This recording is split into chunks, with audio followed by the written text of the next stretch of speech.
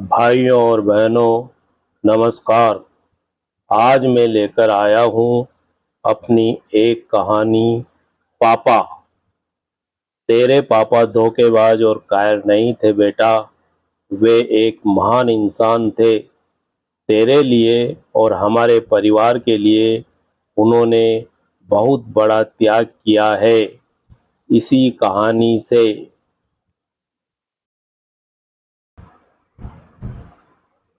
शाम ढल गई। चारों तरफ अंधेरा पसरने लगा। रेखा उठी और अपने घर की लाइटें चालू करने लगी। सबसे पहले उसने ड्राइंग रूम की ट्यूबलाइट जलाई, फिर बेडरूम का बल्ब जलाया। किचन और चौक की लाइट जलाकर वह मंदिर में आ गई। लाइट जलाकर वह भगवान के आगे नतमस्तक हो गई। फिर वह दीपक अगरबत्ती करने लगी। भगवान को ढोक लगाकर वह बेडरूम में आ गई। दो अगरबत्ती जलाकर उसने दीवार पर टंगी अपने पति राजू की तस्वीर के सामने लगाई और हाथ जोड़कर उसे प्रणाम किया। इसी समय द्वार की घंटी बज उठी, टिंग टोंग। जैसे ही उसने दरवाजा खोला, सामने बैठे मोहित को देखकर वह चौंक पड़ी। काली पैंट, नीला शर्ट, सफेद कोट, गले में लटका स्टेथोस्कोप, आंखों पर चश्मा, एक हाथ में मेडल और दूसरे हाथ में प्रमाण पत्र। खुशी में झूमते हुए मोहित बोला, मम्मी आज मैं बहुत खुश हूँ। आज मुझे एमबीबीएस की डिग्री मिल गई है। मैं डॉक्टर बन गया हूँ मम्मी। ये देखो, ये डॉक्टर की डिग्री है और ये गोल्ड मेडल भी मुझे मिला है। मैं पूरे मेडिकल कॉलेज में प्रथम स्थान पर रहा हूँ। आप मुझे ऐसा आशीर्वाद दो मम्मी कि जीवन में इसी तरह सफलता मिलती रहे। हाँ बेटा, ये तो बड़ी खुशी की बात है। आज तूने मेरी इच्छा पूरी कर दी है। मेरा आशीर्वाद तो हमेशा तेरे साथ है। यह कहते हुए उसने मोहित के सिर पर हाथ रख दिया और उसे अपने गले लगा लिया। फिर उसे साथ लेकर वह आगे बढ़ी और बेडरूम में टंगी अपने पति राजू की तस्वीर के आगे आकर रुकी। पति के चित्र पर नजरें टिकाकर वह बोली, बेटा अपने पापा को प्रणाम करो। आज तुझे इनके आशीर्वाद की अधिक आवश्यकता है। मम्मी की यह बात सुनकर मोहित अपने पापा की तस्वीर को एकटक देखने लगा। देखते देखते उसके चेहरे पर तनाव उभर आया और वह कठोर शब्दों में बोला, आप तो बहुत भोली हो मम्मी। आप एक ऐसे व्यक्ति की पूजा करती हो जो आपको बीच रास्ते में ही छोड़ गया है, जो अपने कर्तव्यों से मुख मोड़कर भाग खड़ा हुआ है, जो अपने बीबी बच्चों को धोखा दे गया है। मुझे ऐसे कायर व्यक्ति का आशीर्वाद नहीं चाहिए। आप मुझे क्षमा करें मम्मी। यह बोलकर मोहित तेज कदमों से बेडरूम से बाहर निकल गया। अपने पापा के प्रति बेटे के अंदर भरी हुई घृणा को महसूस करके वह कांप गई।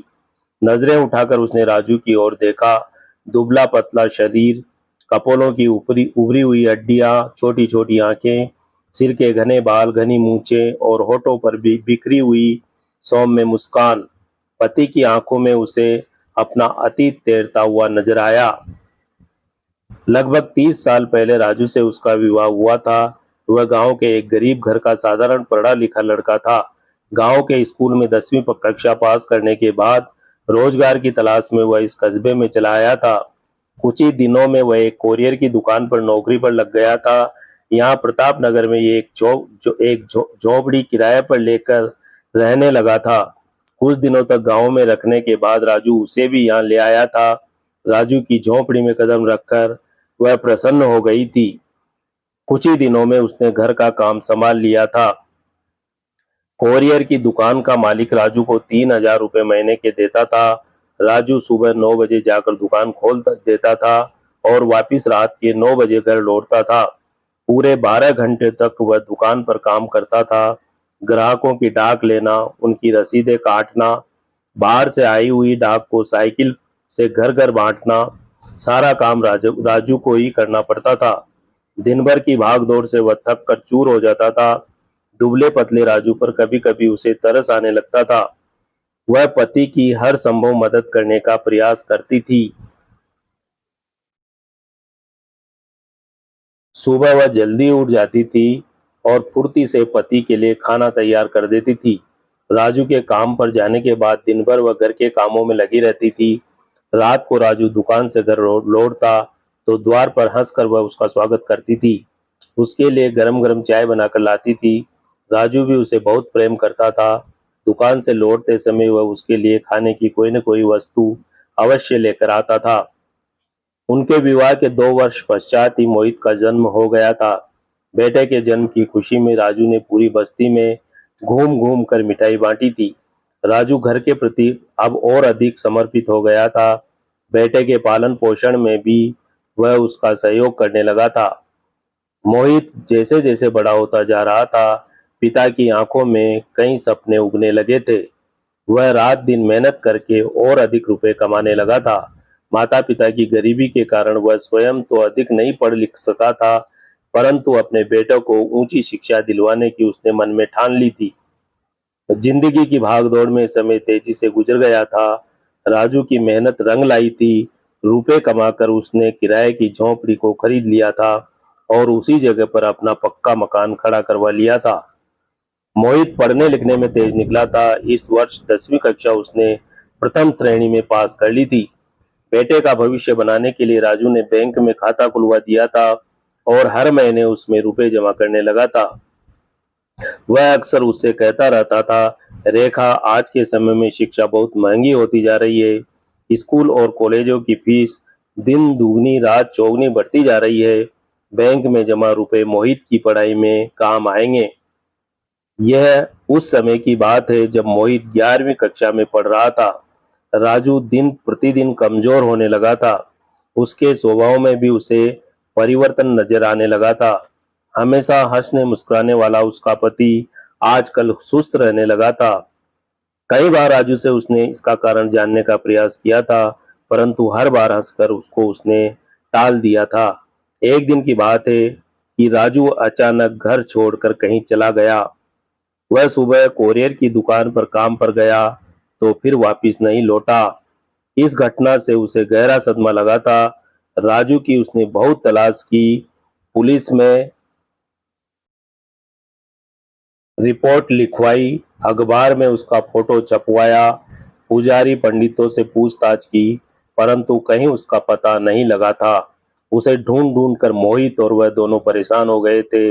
वह अपने दिमाग पर जोर देकर सोचती थी कि राजू घर क्यों छोड़ गया है, परंतु कोई कारण उसकी समझ में नहीं आता था। लोगों की कही बातें मोहित के दिमाग में बैठ गई थी कि उसका पिता घर की जिम्मेदारियों से मुख मोड़कर भाग खड़ा हुआ है। राजू एक ईमानदार और कर्मठ व्यक्ति था। वह अपने परिवार के प्रति पूर्ण समर्पित था। मोहित उसे वह अत्यधिक स्नेह करता था। वह धैर्य और जीवट वाला व्यक्ति था। वह अपने कर्तव्यों से मुंह मोड़ने वाला आदमी नहीं था। पति पर उसे पूरा विश्वास था, परंतु समय के साथ लोगों की बातों से उसका विश्वास भी डगमगाने लगा था। परंतु एक दिन पोस्टमैन आया और उसे राजू का पत्र दे गया। पत्र को पढ़कर वह सन्न रह गई थी। पति के लिए उसके हृदय में करुणा भर आई थी और उसकी स्मृति में आंखों से अश्रुधाराएं फूट पड़ी थी। कई दिनों तक वो राजू के लिए तड़पती रही थी, छटपटाती रही थी। फिर धीरे धीरे उसने स्वयं को संभाला था और जैसा राजू चाहता था वह मोहित का भविष्य संवारने में जुट गई थी। आज मोहित पढ़ लिख कर डॉक्टर बन गया है। उसने जैसा चाहा वैसा ही हुआ है। भगवान ने उसकी मनोकामना पूर्ण कर दी है। परंतु दुख इस बात का है कि बेटे के मन में पापा के प्रति घृणा का जहर भरा पड़ा है। राजू नहीं चाहता था, लेकिन अब वह समय आ गया है कि उसे समय की उस जिस समय की उसे प्रतीक्षा थी। अब उसे मोहित को अपने पापा के बारे में सब कुछ बता देना चाहिए, जिससे बेटे के अंदर अपने पिता के प्रति भरा हुआ घृणा का जहर नष्ट हो जाए और उसे जीवन की सार्थक दिशा मिल जाए। उसने हाथ जोड़कर पति से क्षमा मांगी और उसकी तस्वीर के पीछे पड़ा हुआ पत्र निकाल लिया। बेडरूम से बाहर निकलकर वह ड्राइंग रूम में आई। वहां सोफे पर मोहित अनमना सा बैठा हुआ था। नजदीक आकर उसने बेटे को पुकारा, मोहित बेटे, तेरे पापा कायर नहीं थे, वे एक महान इंसान थे बेटा। मेरे पापा और एक महान इंसान, यह तुम क्या बोल रही हो मम्मी? हाँ बेटा, मैं सच बोल रही हूँ। तेरे लिए और हमारे परिवार के लिए उन्होंने बहुत बड़ा त्याग किया है। तुम उनका यह पत्र पढ़ लो, सारी बात तुम्हारी समझ में आ जाएगी। मम्मी की यह बात सुनकर सोफे पर बैठा हुआ मोहित खड़ा हो गया। उसने माँ के हाथ में लगे हुए पत्र को पकड़ लिया, फिर उसे खोलकर वह ध्यानपूर्वक पढ़ने लगा। प्रिय रेखा, मैं घर छोड़कर हमेशा के लिए तुमसे दूर जा रहा हूँ। मैं कहाँ जा रहा हूँ, किधर जा रहा हूँ, मुझे स्वयं को कुछ पता नहीं है। तुम मुझे क्षमा करना रेखा। एक बात मैंने तुमसे छुपा कर रखी, वह आज तुम्हें बताता हूँ। मेरे शरीर को कैंसर जैसी भयानक बीमारी ने जकड़ लिया है, जो लगातार बढ़ती जा रही है। पिछले कई महीनों से मैं इसका इलाज करवा रहा हूँ, परंतु कोई फायदा नहीं हुआ है। डॉक्टर बताते हैं कि बीमारी तीसरी स्टेज में पहुंच चुकी है और इसके ठीक होने की संभावना कम है। मैंने बहुत बड़ी मेहनत से थोड़े से रुपए कमाए हैं, हमारे रहने के लिए घर बनवाया है। इस धन को मैं अपनी इस लाइलाज बीमारी पर खर्च नहीं करना चाहता हूँ। इन रुपयों से मैं मोहित का भविष्य बनाना चाहता हूँ। मोहित अभी 11वीं कक्षा में पढ़ रहा है। यह उसकी पढ़ाई का महत्वपूर्ण समय है। मुझे डर है कि अगर मैं यहाँ रहा तो तुम हमारी सारी पूंजी मेरे इलाज में खर्च कर दोगी और अपने बेटे का भविष्य बिगड़ जाएगा। इस पत्र के बारे में भी तुम कभी मोहित को मत बताना, नहीं तो उसकी शिक्षा में व्यवधान आ जाएगा। मैं तुझे बहुत प्यार करता हूँ रेखा। तेरे बिना मेरे लिए जीवन का बचा हुआ समय काटना बहुत मुश्किल हो जाएगा, परंतु मुझे पूरा विश्वास है कि अगले जन्म में हम फिर मिलेंगे। तुम्हारा राजू। पत्र को पढ़कर मोहित भाव विह्वल हो उठा। पापा के प्रति उसके मन में बसी हुई घृणा क्षण मात्र में ही नष्ट हो गई। कृतज्ञतावश उसकी आंखों में पानी चल चला आया। धीरे धीरे वह आगे बढ़ा और पिता की तस्वीर के सामने आकर खड़ा हुआ। हाथ जोड़कर भारी स्वर में वह बोला, आप मुझे क्षमा कर दे पापा, मैं आपको गलत समझ रहा था। आज मेरे समझ में आया है कि मेरा दुश्मन तो कैंसर है, जिसने मुझसे मेरे पापा को छीन लिया है। मैं इस जानी दुश्मन से आपकी मौत का बदला अवश्य लूंगा। मोहित के इन शब्दों को सुनकर उसके अंदर हर्ष की लहर दौड़ गई। बेटे की आंखों में देखकर वह बोली, हाँ बेटा, इस कैंसर ने कई परिवारों को तोड़ दिया है।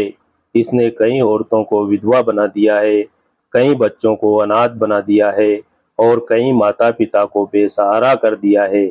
यह बीमारी पूरी मानव जाति के अस्तित्व पर संकट बनती जा रही है। मैंने तुझे इस दुश्मन पर विजय प्राप्त करने के लिए ही तैयार किया है बेटा। मैं आपकी इच्छा को अच्छी तरह समझ गया हूँ मम्मी। मैं आपसे वादा करता हूँ कि अपना पूरा जीवन कैंसर पर विजय प्राप्त करने में लगा दूंगा। मोहित के दृढ़ता भरे शब्दों को सुनकर वह प्रसन्न हो गई। आगे बढ़कर उसने बेटे को गले लगा लिया। तो भाइयों और बहनों, यह थी कहानी पापा। ऐसी ही एक और कहानी लेकर मैं शीघ्र ही फिर आप लोगों के बीच हाजिर होऊंगा। धन्यवाद।